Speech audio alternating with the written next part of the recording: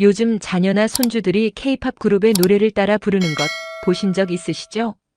도대체 뭐가 그렇게 좋아서 저렇게 열광하나 궁금하셨을 겁니다. 오늘 제가 들려드릴 이야기는 일본의 평범한 한 청춘이 이 K-팝을 만나 인생이 완전히 바뀌게 된 아주 특별한 경험담입니다. 한때 26번이나 오디션에 떨어져 모든 것을 포기하려 했던 그녀. 정체된 일본 가요계의 현실 속에서 좌절하던 그녀가 우연히 보게 된 방탄소년단 BTS의 영상은 그녀의 인생을 완전히 뒤바꿔 놓았습니다. 단순한 음악이 아닌 세계를 향한 무한한 가능성을 보여준 K-팝의 힘. 과연 이 두 청춘이 발견한 혁신적인 시스템은 무엇이었을까요? 그리고 문화 강국, 대한민국의 음악적 위력을 직접 목격하며 어떤 꿈의 전환점을 맞게 될까요? 이 이야기는 단순히 K-팝의 성공기를 넘어 나이와 국적에 상관없이 새로운 도전을 할 수 있다는 희망을 전하는 메시지입니다.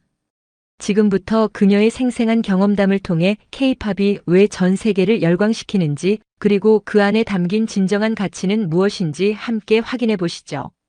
이 이야기가 여러분의 마음속에 잠들어 있던 꿈을 다시 깨우는 작은 불씨가 되기를 바랍니다. 안녕하세요. 저는 일본 도쿄에 사는 28살의 가수 지망생 아야나입니다.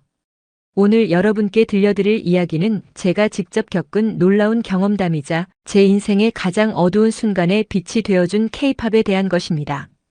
시부야의 작은 라이브 하우스, 저는 무대 위에서 마지막 음을 내고 있었습니다. 객석에 앉은 음반사 관계자들의 표정은 언제나 그랬듯 차갑기만 했습니다. 이미 익숙한 풍경이었지만 가슴 한구석이 먹먹해지는 건 어쩔 수 없었죠. 공연이 끝나고 대기실로 돌아오자 매니저는 고개를 저었습니다. 또다시 거절당했다는 신호였죠. 26번째 도전도 그렇게 실패로 끝이 났습니다. 저는 힘없이 기타를 케이스에 넣으며 깊은 한숨을 내쉬었습니다. 이젠 정말 포기해야 할 때인가. 나이도 30을 향해 가는데 언제까지 이런 생활을 할 수 있을지 막막했습니다. 집으로 돌아가는 전철 안에서 핸드폰을 켰습니다. 습관적으로 음악 사이트에 들어가 일본 차트를 확인했어요. 항상 비슷한 스타일의 곡들만 상위권에 있었죠. 변화가 없는 정체된 시장처럼 느껴졌습니다. 그때 우연히 추천 영상 중에 눈에 띄는 게 있었어요. BTS 다이너마이트 라이브 퍼포먼스라는 제목이었습니다. 호기심에 클릭했는데 화면 속 무대는 제가 지금까지 본 어떤 공연과도 달랐어요. 7명의 멤버가 완벽한 동작으로 춤을 추며 노래하는 모습이 충격적이었습니다. 단순한 가수가 아니라 종합 예술가처럼 보였죠. 무대 연출, 의상, 안무까지 모든 것이 영화 같은 완성도를 자랑했습니다. 가장 놀라웠던 건 전 세계에서 온 팬들이 한국어 가사를 따라 부르며 열광하는 모습이었습니다. 저는 이런 광경을 본 적이 없었어요. 언어의 장벽을 뛰어넘는 음악의 힘이었습니다. 보컬 실력도 압도적이었어요. 격렬한 안무를 소화하면서도 라이브로 완벽한 음정을 유지하는 모습에 감탄했습니다. 일본 가수들도 실력이 뛰어나지만 K-팝 아이돌들의 종합적인 퍼포먼스는 차원이 달랐습니다. 무엇보다 음악 자체가 혁신적이었습니다. 팝, 힙합, 일렉트로닉까지 다양한 장르가 자연스럽게 어우러져 있었어요. 일본 음악이 추구하는 섬세함과는 다른 글로벌한 에너지가 넘쳐났습니다. 영상을 보고 또 보며 밤이 깊어갔습니다. 제 머릿속에는 온통 그 무대의 에너지가 맴돌았어요. 일본에서 추구하던 음악과는 차원이 다른 세계가 있다는 걸 깨달았습니다. 26번의 실패 뒤에 마주한 이 새로운 세계는 저에게 전혀 다른 가능성을 제시하고 있었습니다. 한국이라는 음악의 신세계 말입니다. 며칠 뒤 저는 음악학원 친구 미우를 만났습니다. 그날도 서로의 실패담을 나누려던 참이었죠. 그런데 제가 조심스럽게 K-팝 이야기를 꺼내자 미우의 눈이 휘둥그레졌습니다. 나도 며칠 전부터 K-팝에 푹 빠졌어. 미우는 이미 블랙핑크와 뉴진스 영상을 보고 감동받았다고 말했습니다. 서로 같은 시기에 같은 음악에 끌렸다는 사실에 저희는 신기해하며 흥분했습니다. 두 사람은 어떤 그룹을 좋아하는지 이야기하기 시작했어요. 제가 감탄한 BTS를 미우도 봤고 미우가 충격받은 블랙핑크를 저도 찾아봤던 거였죠. 취향까지 비슷해서 신기했어요. 특히 저희를 놀라게 한 건 K-팝의 퍼포먼스였습니다. 일본 가수들의 정적인 무대와 달리 K-팝 아이돌들은 역동적인 에너지가 넘쳤어요.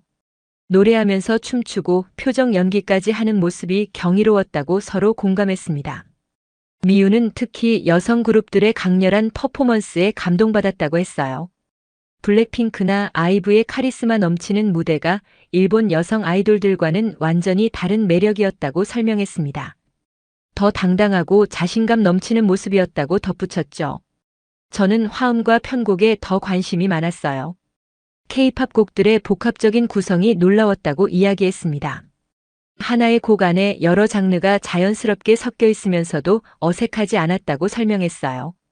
시간 가는 줄 모르고 이야기하다 보니 어느새 저녁이 되어 있었습니다. 카페 직원이 마감 준비를 한다고 알려줄 때까지 둘은 K-팝 이야기에만 빠져 있었어요.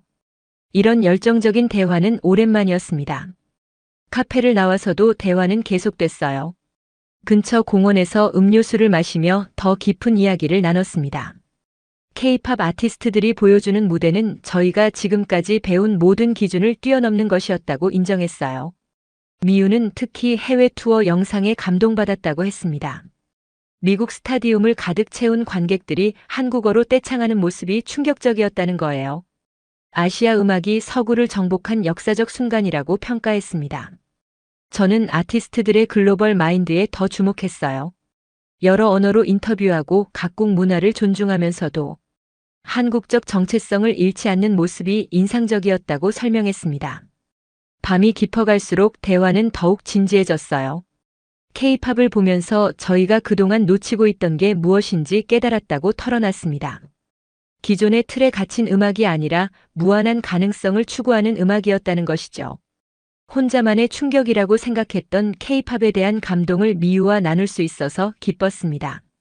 다음 날부터 저와 미유는 본격적으로 K-팝 스타일을 배우기 시작했어요. 하지만 곧 현실의 벽에 부딪혔습니다. 한국어, 댄스, 그리고 K-팝 스타일 보컬까지 동시에 익혀야 한다는 사실이었어요. 가장 먼저 한국어부터 시작했습니다. 하라주쿠에 있는 한국어 학원에 등록했어요. 생각보다 많은 일본 젊은이들이 K-팝 때문에 한국어를 배우고 있어서 놀랐습니다. 저희만 그런 게 아니었던 거죠. 첫 수업에서 안녕하세요라는 기본 인사조차 제대로 발음하지 못했어요. 특히 어와 오 발음이 정말 어려웠습니다. 선생님이 입모양을 보여주며 몇 번이고 교정해 주셔도 쉽게 되지 않았어요. 미유는 받침 발음에서 더 고생했습니다. 일본어에는 없는 개념이라서 이해하기 힘들었거든요. 같은 글자라도 위치에 따라 소리가 달라진다는 게 복잡했어요. 하지만 포기하지 않고 계속 연습했습니다. 한국어와 동시에 댄스도 배워야 했어요. 시부야에 있는 댄스 스튜디오를 찾아갔습니다. K-팝 안무 수업이 있다는 걸 알고 등록했어요. 처음 수업에 들어가니 대부분 10대들이었고 저희가 나이가 많은 편이었습니다. 첫 안무 수업은 정말 충격이었어요. 뉴진스의 Get Up 안무를 배웠는데 생각보다 훨씬 복잡하고 체력이 많이 들었습니다. 팔과 다리를 동시에 움직이면서 리듬까지 맞춰야 한다는 게 쉽지 않았어요. 미유는 운동신경이 좋은 편이라 저보다 빨리 적응했습니다. 하지만 저는 정말 고생했어요. 기본 스텝조차 제대로 못 따라가서 몇 번이고 넘어졌습니다. 거울 속 제 모습이 우스꽝스러워 보였어요. 가장 어려운 건 표정 연기였습니다. 춤을 추면서 동시에 감정을 표현해야 한다는 게 정말 힘들었어요. K-팝 아이돌들이 얼마나 대단한지 새삼 깨달았습니다. 단순히 노래만 하는 게 아니라 종합예술가였던 거죠. 보컬 연습도 병행했어요. K-팝 특유의 발성법을 배우려고 했는데 일본 가요와는 호흡법부터 달랐습니다. 더 강하고 직선적인 발성이 필요했어요. 파워풀한 고음도 중요했고 랩 파트도 연습해야 했습니다. 3달 정도 지나자 조금씩 감이 잡히기 시작했어요. 한국어는 기본 대화 정도는 할 수 있게 됐고 댄스도 간단한 안무는 따라할 수 있었습니다. 보컬도 K-팝 스타일에 어느 정도 적응했어요. 가장 뿌듯했던 순간은 아이브 노래를 한국어로 따라 부를 수 있게 됐을 때였습니다. 가사의 의미도 이해하면서 노래하니 감동이 배가 됐어요. 미유와 함께 연습실에서 듀엣으로 불렀을 때는 정말 기분이 좋았습니다. 하지만 아직 갈 길이 멀다는 것도 알았어요. 그래도 확실한 건 방향을 제대로 잡았다는 거였습니다. 한국어와 댄스 실력이 늘면서 저의 마음속에는 더 구체적인 계획이 생겼습니다. 한국에 가서 직접 K-팝 연습생에 도전해보고 싶다는 생각이었어요. 하지만 이 꿈을 부모님께 말씀드리기는 정말 어려웠습니다. 어느 토요일 저녁 가족 모임에서 용기를 내어 말을 꺼냈어요. 요즘 한국어와 댄스를 배우고 있다고 하자 부모님은 새로운 취미 생활이라고 생각하셨습니다. 건강에도 좋고 재미있겠다며 긍정적으로 반응해 주셨어요. 하지만 제가 한국에 가서 가수 활동을 해보고 싶다고 말하자 분위기가 완전히 바뀌었습니다. 아버지는 젓가락을 놓으며 진지한 표정을 지으셨어요. 일본에서도 안 되는데 외국에서 무슨 일이냐며 걱정을 표하셨습니다. 어머니의 반응은 더욱 현실적이었어요. 나이가 벌써 28인데 아이돌을 하겠다는 게 말이 되냐고 하셨습니다. K-팝 아이돌들은 대부분 10대나 20대 초반에 데뷔한다며 너무 늦었다고 걱정하셨어요. 저는 한국 음악 산업의 글로벌한 성공 사례를 설명해 보려 했습니다. BTS가 빌보드에서 1위를 차지했고 전 세계적으로 K-팝 열풍이 불고 있다고 말씀드렸어요. 하지만 부모님은 여전히 회의적이셨습니다. 아버지는 언어 문제를 지적하셨어요. 한국어를 몇 개월 배운다고 해서 현지에서 소통이 가능하겠냐며 우려를 표하셨습니다. 문화적 차이도 극복하기 어려울 거라고 덧붙이셨어요. 특히 경제적인 부분에서 가장 큰 반대가 있었어요. 연습생 기간 동안 수입이 전혀 없을 텐데 어떻게 생활하겠냐는 것이었습니다. 한국 생활비며 레슨비까지 감당하기 어렵다고 현실적인 조언을 해주셨습니다. 그날 밤 제 방에서 긴 대화가 이어졌습니다. 부모님은 제가 더 이상 상처받는 걸 보고 싶지 않다고 솔직하게 말씀하셨어요. 일본에서도 이렇게 힘들어하는데 낯선 나라에서는 얼마나 더 어려울지 걱정된다는 것이었습니다. 저는 제 진심을 전하려 노력했어요. K-팝을 접하면서 처음으로 진짜 하고 싶은 음악을 발견했다고 설명했습니다. 지금까지의 실패는 방향을 잘못 잡았기 때문이라고 생각한다며 마지막 기회를 달라고 부탁드렸어요. 미유의 상황도 비슷했습니다. 부모님께 한국행 계획을 말씀드리자 큰 우려를 표하셨다고 했어요. 특히 여성 아이돌 산업의 치열한 경쟁과 외모 압박을 걱정하셨다는 것이었습니다. 하지만 저희 둘 다 포기할 수 없었어요. 저는 도전하지 않으면 평생 후회할 것 같다고 부모님을 설득했습니다. 실패하더라도 최선을 다해보고 싶다며 간절하게 부탁드렸죠. 결국 부모님은 조건부 허락을 해주셨습니다. 1년 내에 뚜렷한 성과를 보이지 못하면 돌아와서 정상적인 직업을 갖는다는 약속이었어요. 저와 미유는 그 조건을 기꺼이 받아들였습니다. 10개월간의 집중적인 준비 끝에 드디어 그날이 왔습니다. 저와 미유는 인천국제공항에 발을 디뎠어요. 입국 심사대에서 한국어로 질문을 받았을 때 그동안 배운 실력으로 대답할 수 있어서 뿌듯했습니다. 공항에서 지하철을 타고 홍대 입구역으로 향했어요. 지하철 안에서도 K-팝이 흘러나와서 신기했습니다. 정말 음악이 생활 속에 자연스럽게 스며들어 있는 나라라는 걸 실감했어요. 홍대 거리에 나서는 순간 저는 말을 잃었습니다. 곳곳에서 버스킹 공연이 펼쳐지고 있었어요. 10대부터 20대까지 다양한 연령대의 사람들이 K-팝 곡에 맞춰 춤을 추고 노래하고 있었습니다. 특히 한 그룹의 공연에 완전히 빠져들었어요. 5명의 멤버가 BTS의 곡을 커버하고 있었는데 실력이 정말 뛰어났습니다. 완벽한 안무와 라이브 실력에 지나가던 사람들이 모두 발걸음을 멈추고 구경했어요. 무엇보다 놀라운 건 관객들의 반응이었습니다. 함께 춤을 추고 떼창을 하며 공연에 참여하고 있었어요. 일본의 조용한 거리 공연과는 완전히 다른 분위기였습니다. 모든 사람이 음악을 즐기고 있었어요. 미유가 제 팔을 잡고 다른 곳을 가리켰습니다. 조금 떨어진 곳에서는 여성 듀오가 블랙핑크 곡을 부르고 있었어요. 두 사람의 화음이 정말 아름다웠고 춤 실력도 수준급이었습니다. 저희는 몇 시간 동안 여러 버스킹 공연을 구경했어요. 각각 다른 스타일의 음악을 선보였지만 모두 높은 퀄리티를 보여줬습니다. 이게 바로 K-팝의 저변이구나 하는 생각이 들었어요. 한 그룹의 공연이 끝나자 용기를 내어 다가가서 한국어로 말을 걸어봤습니다. 정말 멋있었다고 칭찬하자 밝게 웃으며 고맙다고 대답해 주셨어요. 일본에서 왔다고 하니 더욱 반갑게 맞아주셨습니다. 그들은 모두 연습생이거나 연습생을 준비하는 사람들이었어요. 홍대에서 버스킹을 하며 실력을 쌓고 있다고 설명해 주셨습니다. 한국에서는 이런 식으로 꿈을 키워나가는 문화가 있다는 걸 알게 됐어요. 저녁이 되자 홍대 클럽가에서는 더욱 다양한 음악이 흘러나왔습니다. K-팝뿐만 아니라 힙합, 일렉트로닉, 록까지 모든 장르가 어우러져 있었어요. 음악에 대한 개방성과 다양성이 정말 놀라웠습니다. 게스트하우스로 가는 길에 저와 미우는 오늘의 경험을 정리해 봤어요. 한국의 음악 문화는 일본과 완전히 달랐습니다. 더 자유롭고 열정적이었으며 누구든 꿈을 펼칠 수 있는 무대가 있었어요. 그날 밤 침대에 누워서 창밖을 바라보니 여전히 어디선가 음악 소리가 들려왔습니다. 이 도시 전체가 하나의 거대한 음악 무대 같았어요. 내일부터 본격적으로 연습생 준비를 시작해야겠다고 다짐했습니다. 한국에 온 지 2주일이 지나자 저와 미우는 본격적으로 기획사 오디션에 도전하기 시작했어요.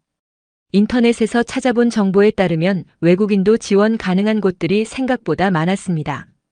특히 글로벌 진출을 목표로 하는 중견 기획사에서 다국적 아이돌 그룹을 준비한다는 공고를 발견했어요.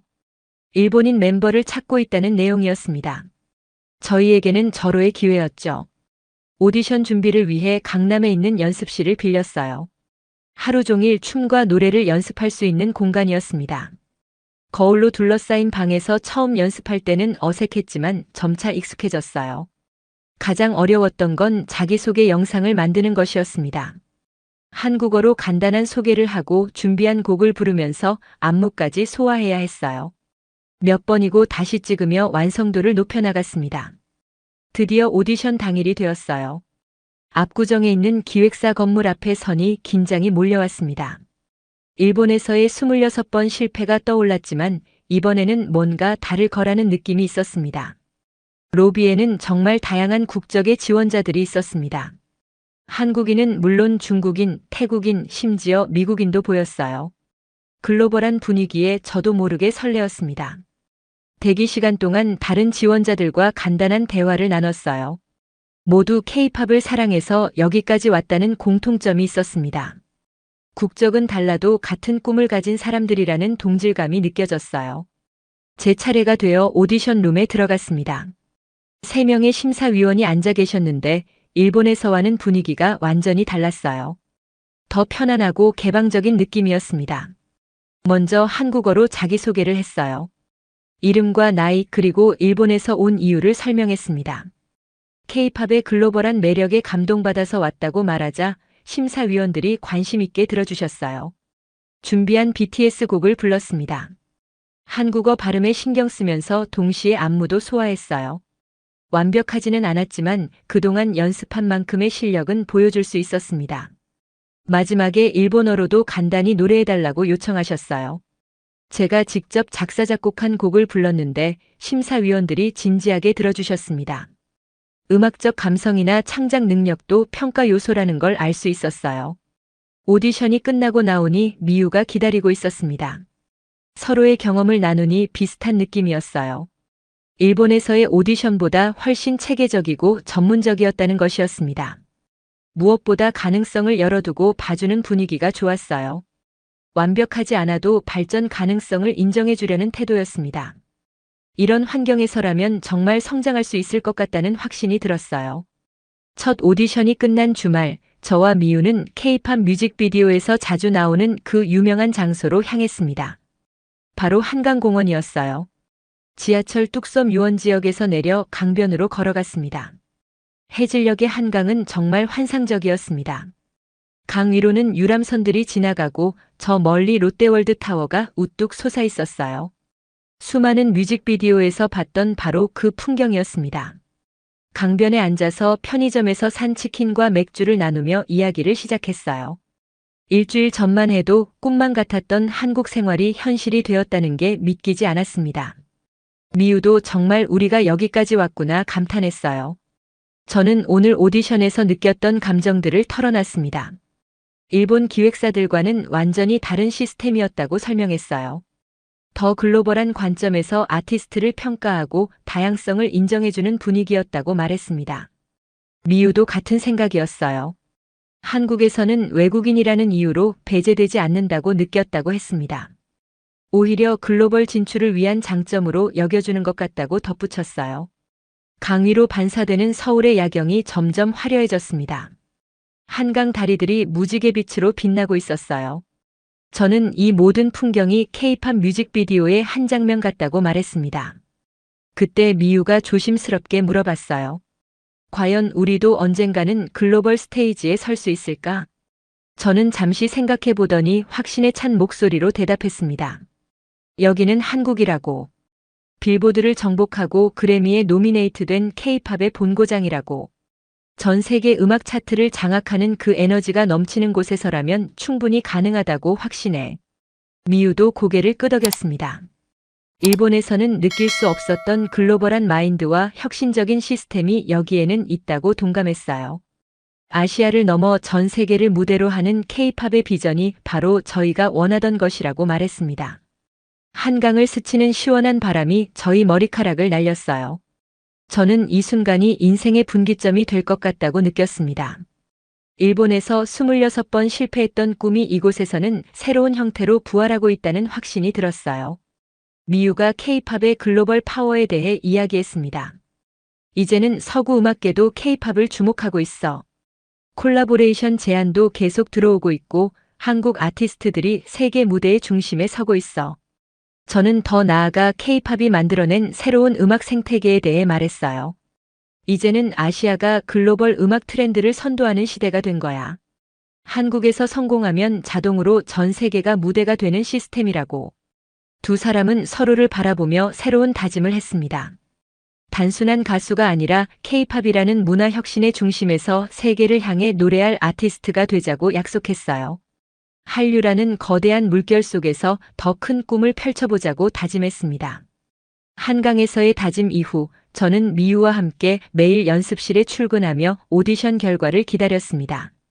매일 아침 눈을 뜨자마자 핸드폰을 확인하는 게 습관이 됐죠.